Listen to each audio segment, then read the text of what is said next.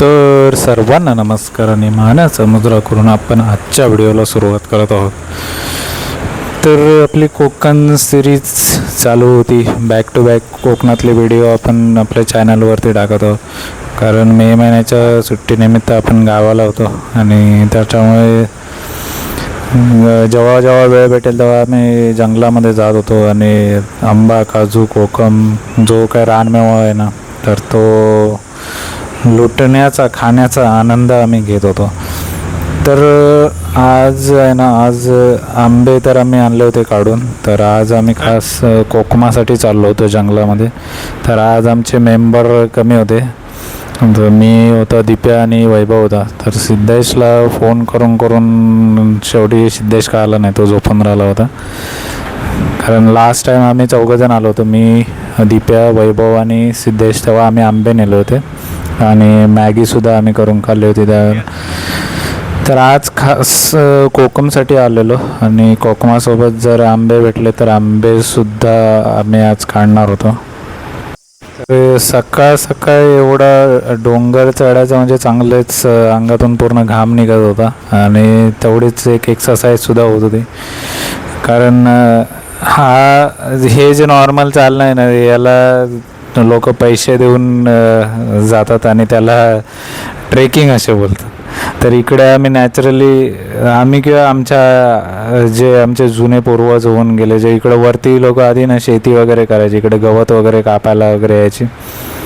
तर त्यांना हा डेलीचा रूट होता, डेली इकडे अपडाऊन चालू असायचं. आता त्या प्रमाणात लोक कोण जंगलामध्ये येत नाहीत, ये जा कमी झाल्या. जंगलामध्ये इवन वाटासुद्धा राहिल्या नाही. जुना वाटा होता त्या पूर्ण बंद पडल्या, कारण त्याच्यावरती पूर्ण जी झाडी आहे ना, करवंदाची जाळी वगैरे ते सर्व आले. त्याच्यामुळे इझिली तुम्ही त्या वाटेतून जाऊ शकत नाही. तर ही जी वाट आहे ना, या वाटेवरून पुढे लास्ट व्हिडिओमध्ये पाहिलं असेल की आपण ते बिवलीमध्ये गेलो होतो आंबे आणायला. तर आंबे आणायला ज्या वाडीमध्ये गेलो होतो ना, ज्या गावामध्ये, तर त्या गावामध्ये जायला इथूनच पुढे रस्ता आहे. त्यामुळे ही एकच वाट शिल्लक आहे ज्या वाटेने पुढे तिकडे बिवली साईडला जाता येतं. आधी या साईडला जायच्या 2-3 वाटा होत्या. एक आमच्या बागेकडून होती आणि एक इकडून वरच्या बाजूने होते. तर इकडे वनवा कोणीतरी लावला होता, त्याच्यामुळे ॲटलिस्ट जी जाळी होती ना, ती जाळी तरी जळून गेली होती आणि वाट तरी मोकळी झाली होती. कोकम किती आहेत वरती? तिची एक बोलतोस ना, नाही आहेत, तिला पण आज घेऊन जाऊ.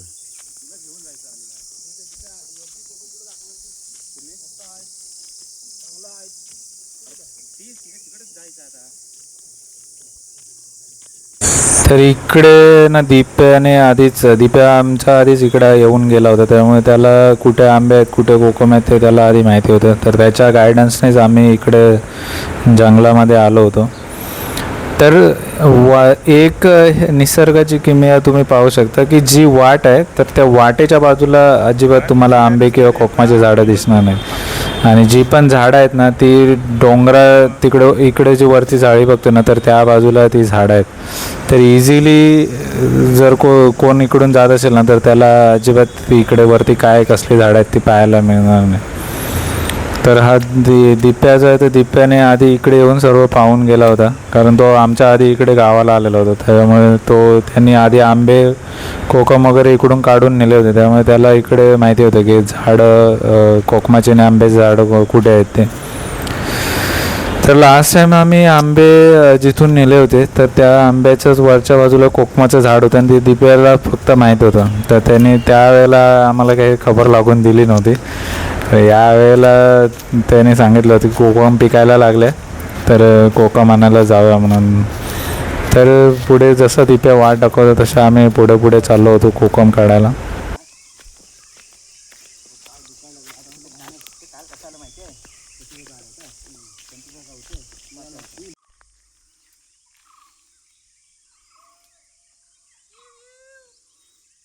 तर फायनली आम्ही आमच्या स्पॉटवरती पोचलो होतो. तर इकडे हे एकच कोकमाचं झाड आहे आणि त्या झाडाला असे एकदम पूर्ण बुंदापासून ते वरती शेंड्यापर्यंत असे कोकम लागले होते. तर कोकमाला बुंदापासून कधी कोकम लागत नाही, पण ॲटलिस्ट थोड्याफार अंतरावरून त्याच्या फांद्या चालू होतात आणि त्या फांद्या जी बॉटमची सगळ्यात फांदी होती त्या फांदीपासून शेंड्याला जी फांदी आहे त्या पूर्ण फांदीपर्यंत कोकमच कोकम होते. तर पूर्ण कोकम जे आहेत ते असे तयार झाले होते. तर हे हिरवे जे दिसत आहेत ते कोकम नेऊन जरी घरी ठेवले ना तरी त्यांना थोड्या दिवसाने ना त्यांना लाल रंग चढतो आणि त्याचं तुम्ही सरबत किंवा आगळ वगैरे असं बनवू शकता. आणि सुक्या कोकमाचं जे आहे ते तुम्ही कोकम सुकवू शकता आणि तुम्ही वर्षभर ते वापरू शकता. म्हणजे मच्छीमध्ये वगैरे टाकायला एकदम मच्छीला टेस्ट आंबट भारी लागतं एकदम. तर इकडे आम्ही 3 जण होतो. तर प्रत्येक फांदीवरती आम्ही एक जण चढलो होतो. तर जेवढे जी फांदी वाकून खाली हाताजवळ कोकम होते ना तर ते इकडे मी खाली उभा राहून काढवतो आणि वरच्या बाजूला दिप्या आणि वैभव चढला होता.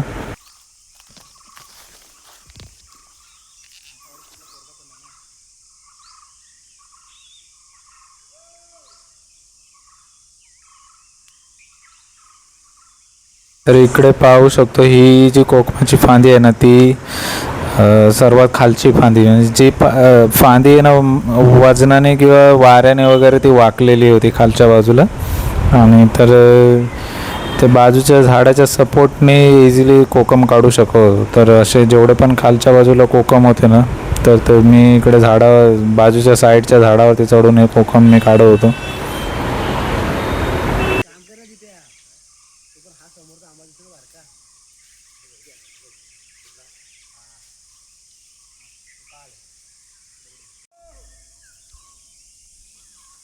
इकडे वरती वैभव चढला होता. तर त्याच्याजवळ पिशवी होती आणि त्या पिशवीला दोरी होती. तर जेणेकरून पिशवी भरल्यानंतर त्या दोरीच्या साहाय्याने पिशवी खाली सोडता येईल. आणि इकडे आडव्या फांदीला इकडे दिप्या चढणार होता. वैभवच्या फांदीला चढला होता. ती फांदी सर्वात उंच फांदी होती आणि त्या फांदीला सुद्धा अगदी वरती टोकाला कोकम होते आणि ते काढायला इकडे वैभव चढला होता. आणि खालचे जे कोकम सगळे आले होते फांदीला वाकलेल्या फांदीला, तर ते कोकम सर्व मी काढवतो.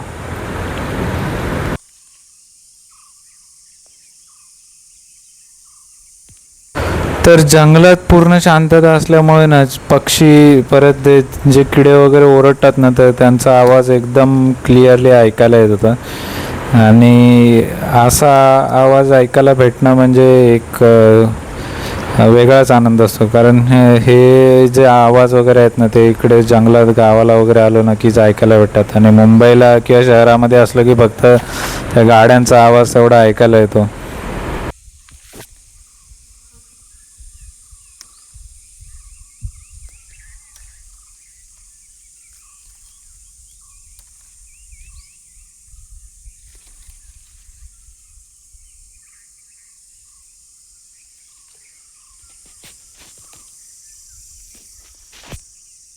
इकडे थोडे करून जेवढ्या हाताला येत होते ना तर तेवढे कोकम काढून जे हातातली पिशवी होती त्या पिशवीमध्ये मी भरत होतो. आणि कारण कोकम खालतून वाटवते इझिली काढता येतील, पण मी ज्या फांदीवरती चढलो होतो ना खालती तर ते करवंदाची फांदी होती, जुना करवंदाची. तर ती वाटवती जाडी, चढायला इझी वाटवती, पण त्याला काटे असल्यामुळे वरतीपर्यंत जाता येत नव्हतं. तर जेवढे इझिली निघत होते कोकम तर तेवढे काढण्याचा प्रयत्न केला.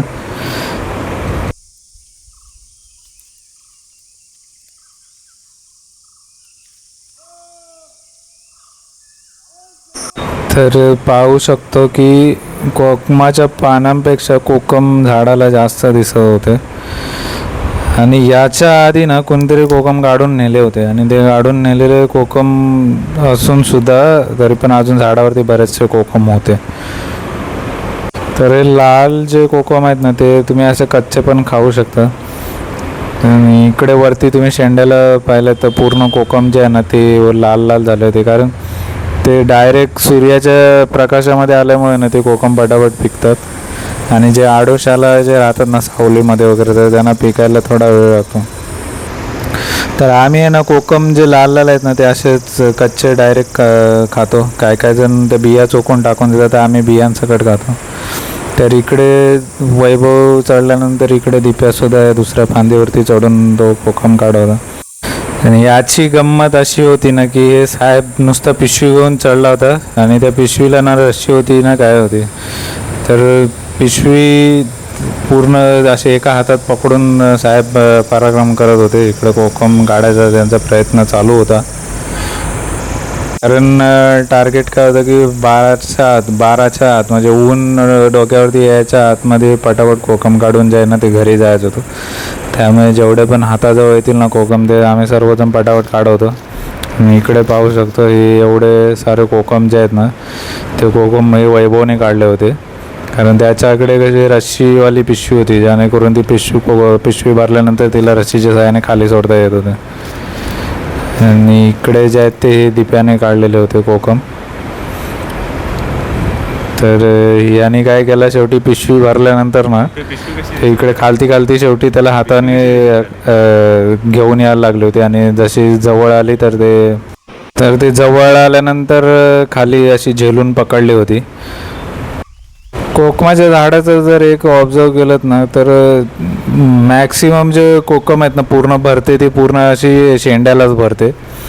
जवळजवळ असे हाताजवळ येण्यासारखे असे कोकम नसतात. त्यामुळे वरती जेवढ्या तुम्ही उंच चढाल तेवढे तुम्हाला कोकम जास्त भेटतील.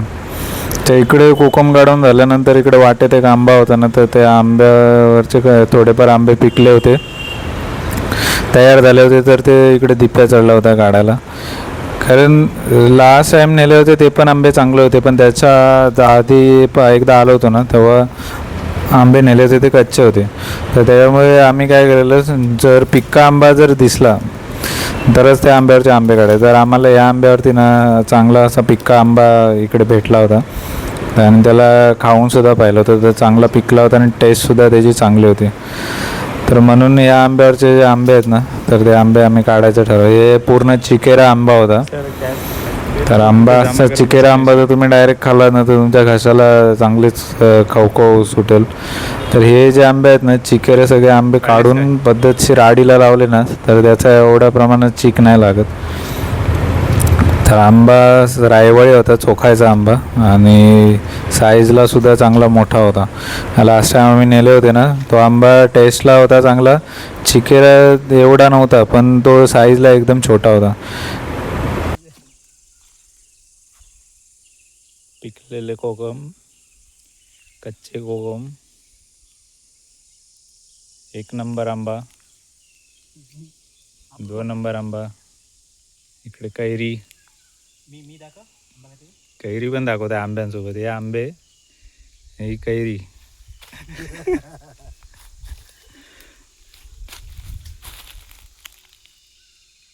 तरी भरपूर भेटले आंबे. इकडे गेदर.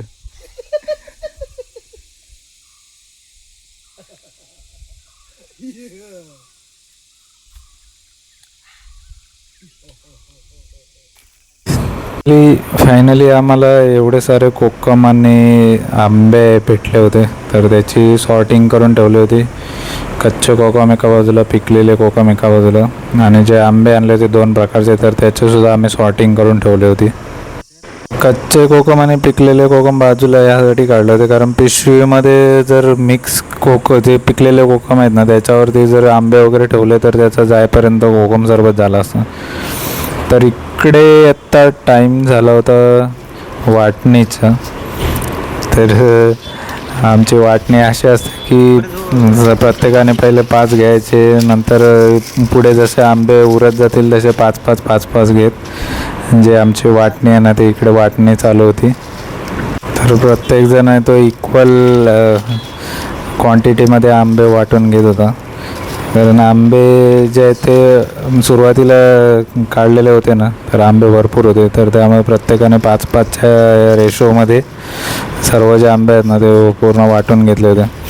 तर हे आंब्याची सॉर्टिंग झाल्यानंतर ना इकडे कोकम जे आहे ते कोकम काउंट करायला बराच वेळ गेला असता. तर पिशवी एक पिशवी भरून कोकम जे आहे ना त्याची वाटणी केली. तर हा आमचा कोकण सिरीजचा व्हिडिओ तुम्हाला कसा वाटला ते कमेंटमध्ये नक्की सांगा. तर व्हिडिओ शेवटपर्यंत पाहिल्याबद्दल तुम्हा सर्वांचे मनापासून आभार.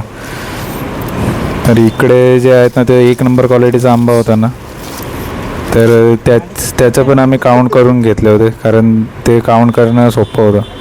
तर फायनली बोचके बांधून आम्ही शेवटी आमच्या घराच्या दिशेने निघालो. तर व्हिडिओ शेवटपर्यंत पाहिल्याबद्दल तुम्हा सर्वांचे मनापासून आभार.